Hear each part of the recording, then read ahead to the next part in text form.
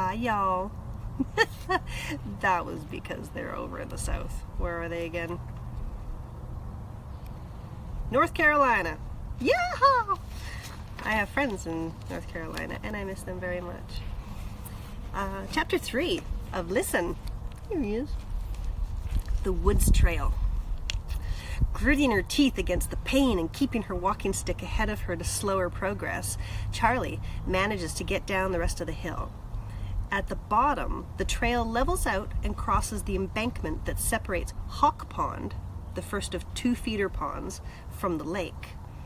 The trail here is easy walking compared to the hill Charlie has just come down, and the even steeper hill she'll have to climb on the other side. She's just thinking how grateful she is for this when she notices that the greenery crowding the trail on both sides is dark and shiny and 3-leaved. Ooh, leaves of 3, let it be. That usually sounds like a poison ivy rhyme. Oh, yep, someone has been keeping the trail open, but just barely. Poison ivy is pushing in towards her bare arms and legs. If you've never had poison ivy, it is very itchy and very sore. There's more poison ivy out here than kudzu and barbed wire vine and honeysuckle put together. Charlie catches her breath and stops. No, she does not want this voice, this clear and unmistakable voice in her head. This is what she's been afraid of. Why she doesn't walk this trail. It is too late now not to have heard it. She is here at the wild end of the lake, right in the middle of her mother's world. Here, where her mother used to come day after day, season after season, year after year, to take the nature photographs that made her famous, the photographs that eventually took her away forever. Charlie shakes her head as if she can shake a memory away. Focus, she tells herself firmly. Pay attention to this moment, the reason you're here. Nothing else.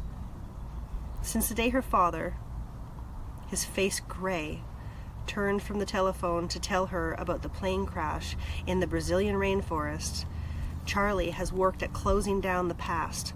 She's gotten very good at it. Ahead of her, Sadie is standing chest deep in the pond, drinking. Charlie looks around for the wild dog. He's nowhere to be seen. This is crazy, she thinks.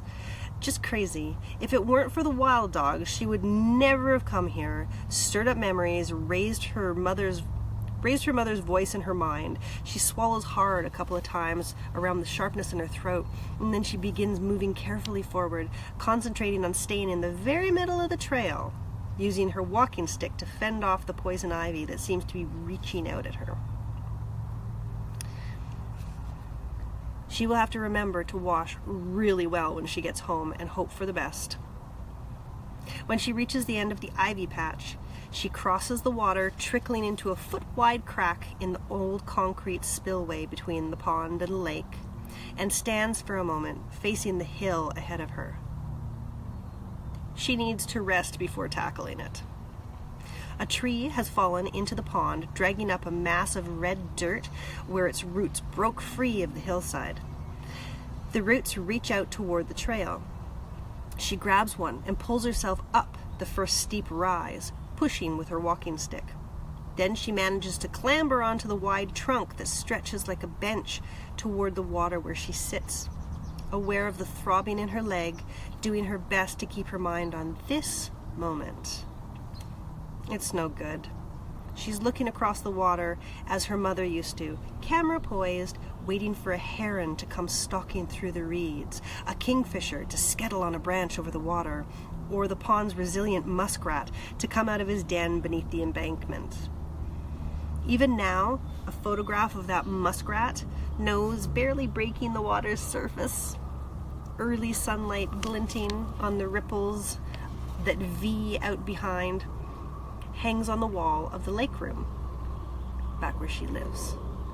The day of the funeral, Charlie took every single one of her mother's photographs down from the walls of her room, but her father left others up all over the house. She has learned to live among them without seeing them.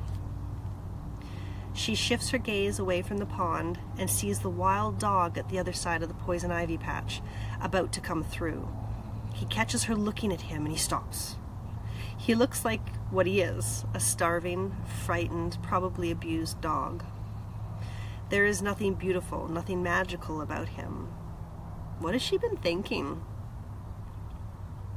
Sadie comes up out of the pond, shakes water all over Charlie, and then she runs back through the ivy to pounce on the wild dog. The two of them tussle briefly, and Sadie comes running back. The wild dog doesn't come with her. He's standing up the far hill now, sheltered by the trees. Charlie remembers she has promised him food. She doesn't break promises. Anyway, she's already here, has already shaken the memories loose. She will rest her leg till she is ready to climb this hill, and then she will keep her concentration carefully on each step she takes all the way home. She can. She will. Sadie has already gone up ahead of the trail. "Come on," she calls to the wild dog. At the sound of her voice, he vanishes into the shadows again. If this dog can't stand her looking at him, can't stand the sound of her voice, Charlie thinks she won't be able to save him anyway. She won't be able to give him a home. "Suit yourself," she yells at him. "I don't want him," she tells herself as she slides off the fallen tree and starts up the hill. This is the steepest part of the trail, more cliff than hill. In spite of the trees and shrubs growing from between the rocks, she has to use both hands here, one for her walking stick, the other to hold on to saplings, roots, branches, anything to drag herself upward and keep her from slipping back. When the trail levels off along a ridge about 2/3 of the way up the hill, the walking becomes easier again, possible at least. She has just managed to get over a gully that has carved a nearly 3-foot gap in the trail. When she looks up and sees a tree leaning low over the path, the limbo tree, she stops. Her mother's voice in her head again. "Jack be limbo, Jack be quick, Jack jump over the limbo stick." She can almost see her mother now, setting up her equipment on the ground, bending backward, doing the limbo under the tree. Memory rushes in. Herself so little she could walk upright under this tree. And then, the day she discovered she had grown enough to have to bend herself backward, the way her mother did, the day her mother took a picture of her doing the limbo for the first time. Charlie shakes her head again. "Nothing but a down tree," she tells herself. One of hundreds of trees Hurricane Hugo and its tornadoes toppled all around Eagle Lake. It's just one that happened to get its topmost branches caught among the standing trees so that it didn't fall all the way to the ground. That's all. The tree is leaning closer to the ground than she remembers, or maybe in these 2 years she's grown that much taller. Its bark is falling off in chunks, and the tree itself is disintegrating. There are bits of dark, rotted wood littering the trail. Sadie comes thundering back down the trail as if she wants to know why Charlie stopped.